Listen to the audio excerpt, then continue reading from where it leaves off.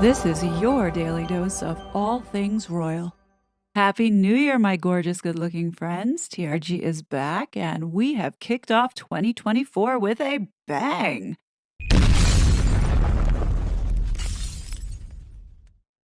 Looks like word on the street is that Meghan allegedly has been dropped by her talent agency, WME. So, what does that mean for our Duchess for 2024? Quite frankly, who cares? I know the last couple days, it has been nice to not see this woman's face shoved down our throats on every broadcast or newspaper and all over social media. I think that this break is going to be short lived because we do have Catherine's birthday around the corner. But for now, I'm actually really enjoying this piece. It almost feels like what life was like before Meghan Markle. But we all know, like a bad rash, she will pop out of nowhere unexpectedly, and we're going to be saturated once again in the media. So brace yourselves, folks. We know it's coming. Just don't. None of it was real. How could it be? You weren't even you.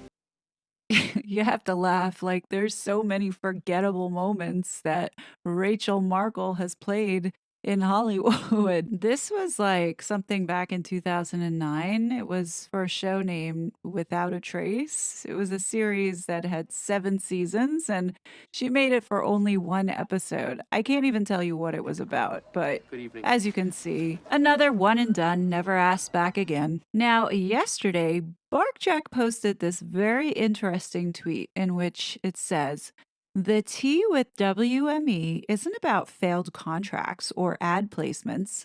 No L'Oreal bust up. Rather, MM coached to quietly settle lawsuit with sister and reconcile on all fronts. Of course, you know who doesn't love being told what to do. Besides, she's cooking with gas with TP and MA." Now, who couldn't see this coming from a mile away? I think Meghan missed the mark on this one. She had every opportunity to do so when her father had a stroke and chose to go to Uvalde instead of visiting him. I think that would have been the perfect opportunity to bring the Netflix cameras with her and get that caught on tape, especially if, she has these so called children. Man, that would have been a blockbuster. But I think the window has passed for opportunity on that. I think now, knowing that it really is her last resort, who is going to take that as being anything but inauthentic? I mean, come on. WME really has nothing to work with here anymore. And quite frankly, I mean, if they haven't dropped her yet, it's going to be sometime soon. There is nothing that this woman has left to offer because she's blown every opportunity. I think right now, all we're waiting on, and I think the last card that WME has to play here and why they're hanging on is because potentially, if there is a divorce, then they stand to make a lot of money. That's just my opinion. But she's not going to let Harry go just yet. I believe that she's going to hold out until Harry gets his inheritance, which I do believe he's supposed to get it at the age 40, which is this year. So I don't know. Will WME hang around till Harry turns 40 to see what happens next? I'm not so sure. I mean, right now, Meghan has nothing. She has no connection with the royal family. I am certain that Harry and Meghan are not living together. I find it hard to believe that they're continuing on with this facade when they're never seen together. And then you have like the other stuff that's coming up, which are the court cases. So, I think Meghan is in a tough spot. She's not going to let go Harry if there is a potential for her to get this IPB status back.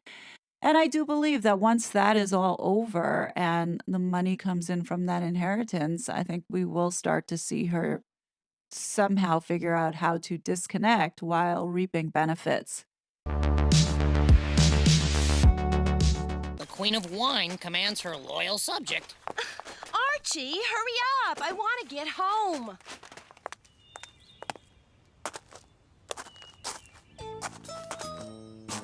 Guys, show Veronica a little understanding. This is just a stage she's going through. You mean the spoiled, self-centered, whiny rich girl stage? The one that started the day Veronica took her first breath? Very sensible.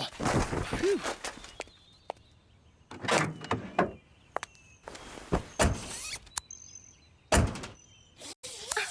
Archie, the top is down. The wind will mess up my hair. If Veronica were a genius, she'd be Albert Weinstein. And if she were a credit card, she'd be the International Winers Club card. It could be worse. How do you figure that? You could be Archie.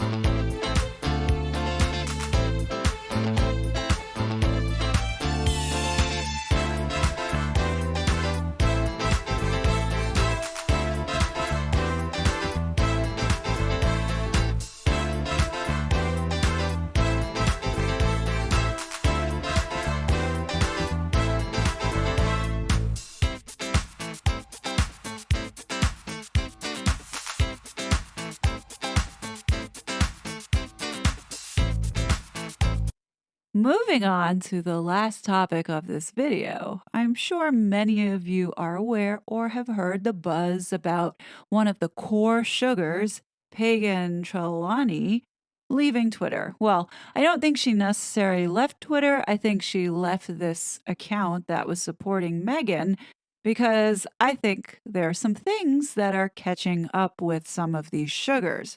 Could Samantha's court case be a possible reason? Or could it be that Meghan ran out of money to pay them? Or could it be something else? I'm thinking it is a little bit of everything that I've just mentioned. This is a very important year, 2024, and a lot of things are about to go down that I am sure that the person behind this account doesn't want to come out if they were indeed a part of affecting the environment politically. And I'll just leave it at that. But obviously, it looks like they are in a panic for some reason. So we have Ian Sexton deleting tweets, Sarah Data deleting tweets. But I don't think they realize that those middle aged white women who they doxed, harassed, threatened, and pretty much put lives in danger are sitting on troves of evidence that will most likely be whipped out when the right time presents itself, which we all know is coming soon. It looks like Ian Sexton is a bit worried since there's talk about him furiously deleting tweets about William and Catherine and Camilla, but don't worry, we got them all. I don't know what they think is going to happen here by deleting it, trying to run, but there ain't no way that they're going to be able to hide at the end of the day.